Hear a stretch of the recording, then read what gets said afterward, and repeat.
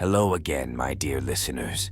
Have you ever felt the chill of unseen eyes upon you in an empty room? Gather close as I unveil a tale so steeped in shadows, it blurs the line between the living and the dead.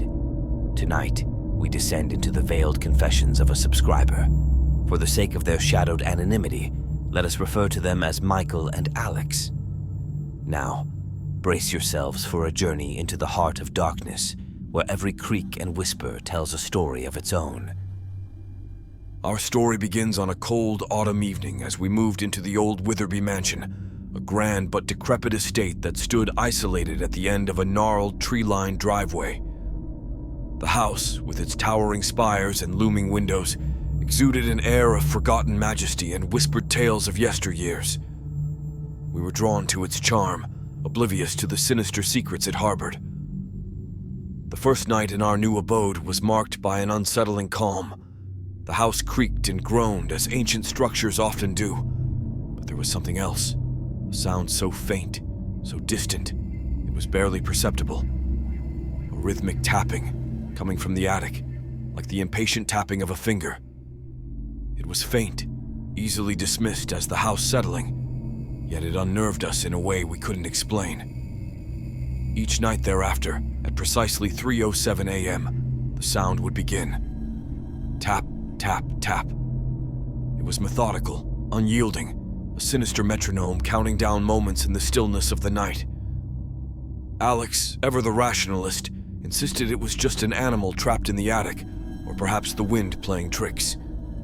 But I felt it in my bones, a primal fear that this was something far more sinister. Compelled by a mix of fear and curiosity, we ventured to the attic one night, armed with nothing but a flickering flashlight and a dubious courage. The attic was a place frozen in time, filled with relics of the past, dusty furniture, aged photographs, and trunks filled with forgotten memories. But it was the far corner of the attic that drew our attention, where the tapping seemed to originate. As we approached, the air grew colder, heavier, as if saturated with the weight of untold stories. The tapping grew louder, more insistent, until it was all we could hear, pounding in our ears like a frantic heartbeat. And then, just as we reached the corner, it stopped. The silence that followed was suffocating, a void where even our breath seemed to vanish. It was then that we saw it, the outline of a small door, cleverly concealed within the wall. How it had remained hidden for so long was a mystery, but its presence filled us with a dread so potent, it was almost tangible. The door was old, its wood swollen and warped with time, and it seemed to beckon us, an invitation to unveil secrets best left hidden. Summoning every ounce of courage, we opened the door. Beyond it lay a small, hidden room, shrouded in darkness.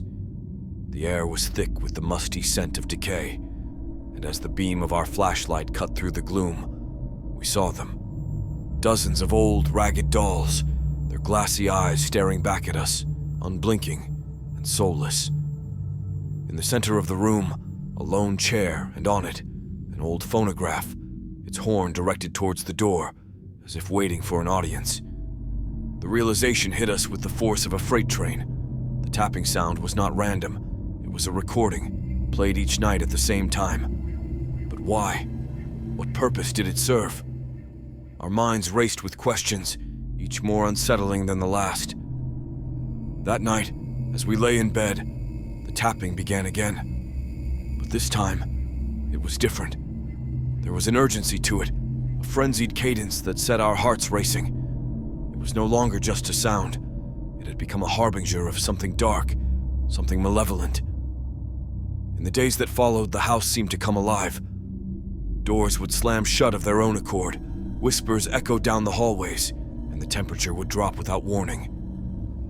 We were no longer alone. The house, with its hidden room and its army of lifeless dolls, had awoken something, a presence that lurked in the shadows, watching, waiting. Then came the night when everything changed. The tapping turned to a cacophony, a maddening symphony that seemed to emanate from the very walls of the house. In a panic, we rushed to the attic, only to find the door to the hidden room wide open, the dolls scattered across the floor, their glassy eyes gleaming in the dim light.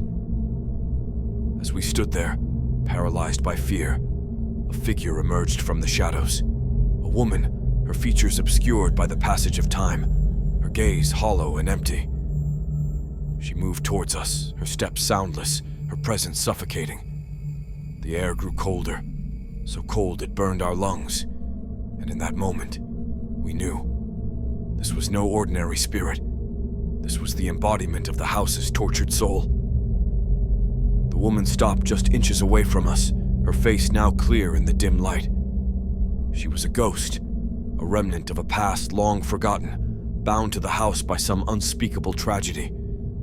She reached out, her hand passing through us like a chill wind. And in that touch, we felt her sorrow, her rage, her unending torment. In a voice that was little more than a whisper, she spoke, her words echoing in the silence. "Free me," she said, a plea from the depths of despair. It was then that we understood. The tapping, the dolls, the hidden room, they were all part of her story. A story of pain and loss that had trapped her in this liminal space between worlds. We did the only thing we could. We set her story free, sharing it with the world, giving voice to the silence that had imprisoned her for so long. And with her story told, the house grew quiet, the oppressive atmosphere lifting like a fog at dawn. The woman never appeared again, but the house, with its hidden room and its eerie dolls, remains a testament to her existence, a monument to the mysteries that lurk in the shadows. And I, a mere witness to the supernatural, am left with a tale so spine-chilling, so fraught with the echoes of the past, that it haunts me to this day. And so we closed the creaking door on Michael and Alex's harrowing tale, leaving behind the echoes of a house where whispers cling to the walls and shadows dance in the corners. Their story, a chilling reminder that some truths are best left buried in the depths of the unknown, lingers in the air like a cold, unshakable mist. If this foray into the abyss has sent icy tendrils of fear spiraling down your spine, remember to like and subscribe to join our macabre congregation of tales. Share your own whispers in the comments below. Who knows what specters they might summon in our next chilling journey together? Until then, keep your eyes open, for the darkness is always listening.